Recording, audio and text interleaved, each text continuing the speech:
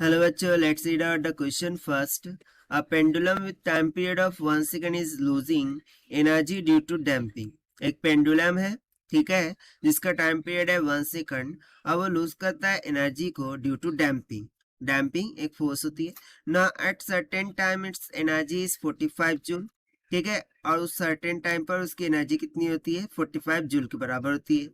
If after completing 15 oscillation, ठीक है, it's energy has become 15 joule, यानी कि 15 ऑक्सीलेशन करने के बाद उसकी एनर्जी यदि 15 जूल से तक के डिक्रीज हो जाती है, so it's damping constant in पर सेकंड इज. सो हम बताना है कि डैम्पिंग कांस्टेंट जो कि पर सेकंड में होगा वो कितना होगा.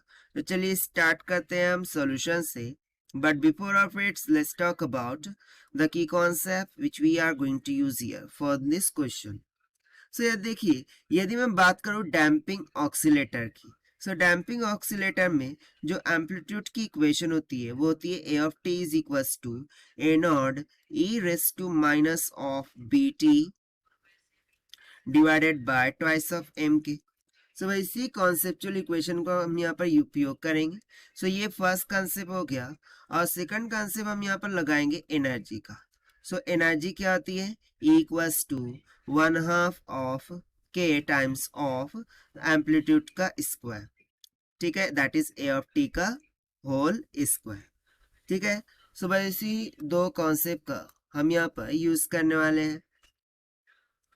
तो सबसे पहले तो देखिए हम क्या लिख सकते. मैं यहाँ पर एनर्जी को इस तरीके से लिख सकता हूँ, दैट इज 1/2 के ए ऑफ टी की वैल्यू सब्स्टिट्यूट कर देंगे, हो जाएगा ए नॉट का square e raise to minus of b t divided by m, क्योंकि ये जो 2 था ये स्क्वायरिंग के 2 से क्या हो गया? कैंसिल आउट हो गया. सो ये हमारा निकल के आ गई एनर्जी की इक्वेशन, ठीक है. अब देखिए ये जो एनर्जी है वो रिड्यूस हो रही है कितने ऑक्सीलेशन में? 15 ऑक्सीलेशन में. और जबकि इनिशियली जो टाइम पीरियड ऑफ ऑक्सीलेशन था उस पेंडुलम के लिए वो कितना था? 1 सेकंड के बराबर.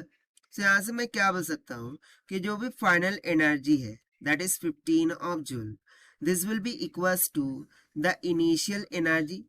सो बेसिकली यहाँ पर देखिए ये जो टर्म दिख रही है हमें 1/2 के ए नॉट का स्क्वायर, ये इनिशियल तो एनर्जी है दैट इज ई नॉट, और ये ई नॉट हमें कितनी गिवन है? 45 जूल के बराबर.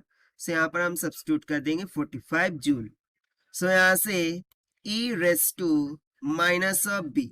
Now if you see that ये जो 15 ऑक्सीलेशन है ये किसकी वैल्यू गिवन है? स्मॉल टी की वैल्यू.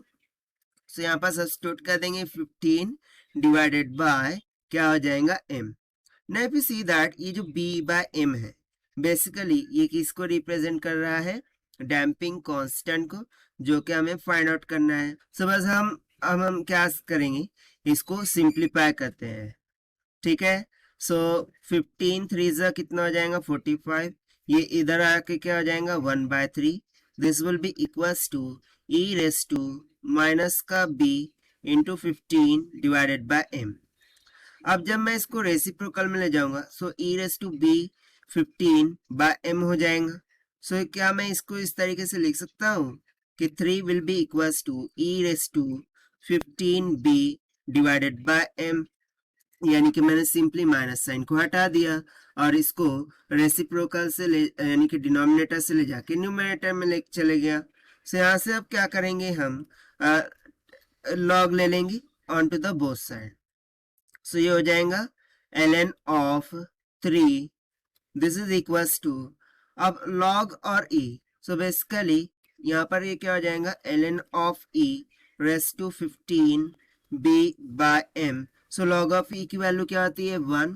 सो सिंपली यहाँ से मुझे क्या मिल जाएगा? ln of 3 will be equals to 15 times of b by m. हमें क्या फाइंड करना था? डैम्प्ड रेशियो और damping constant. So b by m की वैल्यू कितनी निकल के आ जाएंगी?